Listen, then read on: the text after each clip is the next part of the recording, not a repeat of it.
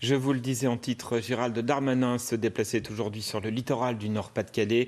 Le ministre de l'Intérieur rencontrait policiers et gendarmes mobilisés dans la lutte contre l'immigration clandestine. Un dispositif rudement éprouvé par des dizaines de migrants qui tentent de traverser la Manche chaque jour.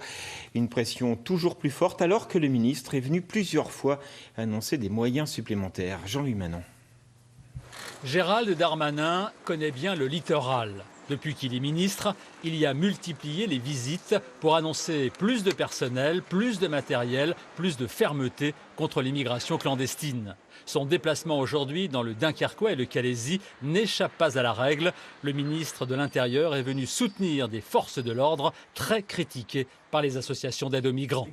Gérald Darmanin, alors à Bercy, vient en juillet et octobre 2018 à Calais promettre aux douaniers d'importants renforts, des scanners pour contrôler l'intérieur des trains et de futurs locaux. On se prépare alors au Brexit.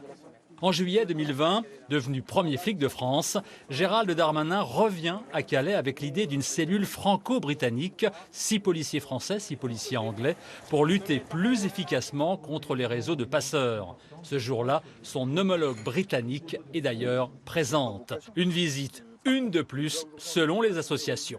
C'est pas une politique. Ça fait 30 ans que ces actions policières, on met les policiers en difficulté et on est dans l'échec. Enfin, en juillet dernier, encore un déplacement à Calais. Gérald Darmanin se rend à la gendarmerie pour passer en revue tous les acteurs du dispositif déployé contre l'immigration clandestine. Il ira même par rembarquer sur une vedette pour voir ce dispositif en mer. Rien n'y fait, la pression migratoire ne faiblit pas. Voilà, le ministre de l'Intérieur que nous rejoignons en duplex de la plage de Marcq en Calaisis. Bonsoir Gérald Darmanin. Alors on vient de le rappeler, des moyens toujours plus conséquents, une pression migratoire toujours aussi forte. Est-ce pour vous un constat d'échec ? Non, ce serait objectif de dire que la pression migratoire a baissé, même si elle reste importante, bien évidemment.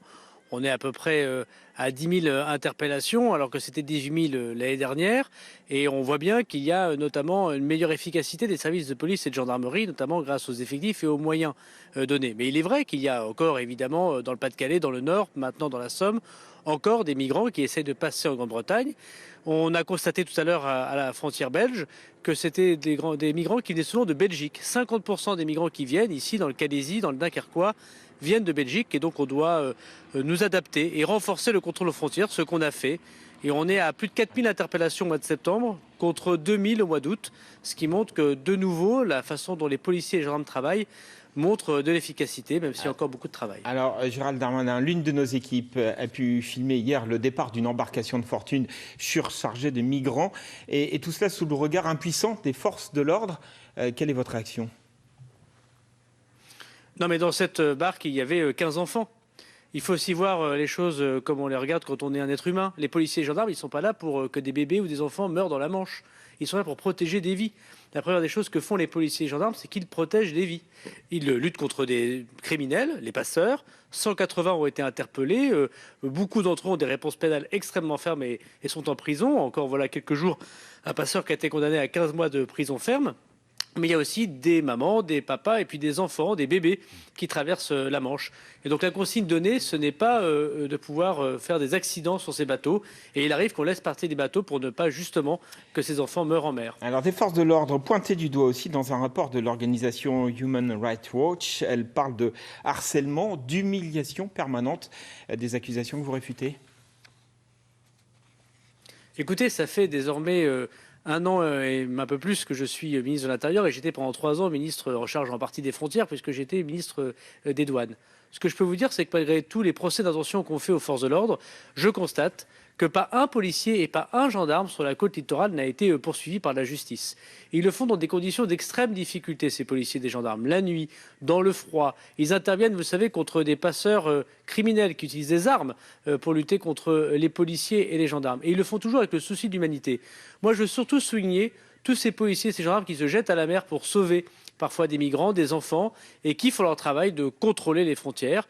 Et j'aimerais qu'on les respecte et qu'on les soutienne plutôt qu'on les insulte, surtout lorsque manifestement ce sont des mensonges. Alors que répondez-vous, Gérald Darmanin, aux autorités britanniques qui critiquent vertement votre politique de lutte contre l'immigration et le manque de résultats ? Quelle est votre réponse ? Bon, d'abord, je veux dire au gouvernement britannique qu'il doit prendre ses responsabilités. Sans doute a-t-il fait croire en partie que le Brexit allait changer la donne. Évidemment, la nature juridique qui nous lie aux autres pays, la sortie de l'Europe ne change pas la façon dont les gens qui viennent d'Afrique ou d'Asie veulent aller dans votre pays. Deuxièmement, nous ne voulons pas être otages du coup de la politique interne britannique. Cette semaine, il y a eu la réunion du Parti conservateur. Nous ne sommes pas là pour répondre au Parti conservateur britannique. Nous sommes là pour leur dire en revanche qu'ils doivent tenir leurs promesses. Voilà 3 mois, j'ai négocié avec la ministre de verser 63 millions d'euros, c'est ça? Exactement. Pour qu'il y ait plus de gendarmes, pour qu'il y ait plus de policiers, pour qu'il y ait des jumelles qui regardent la nuit, pour qu'il y ait des 4x4 qui aillent dans les dunes, pour que les drones puissent voler. Tout cela, ces dépenses, nous les avons engagées. Les Britanniques nous ont dit qu'ils les paieraient. Pour l'instant, pas un penny n'a été versé au gouvernement français.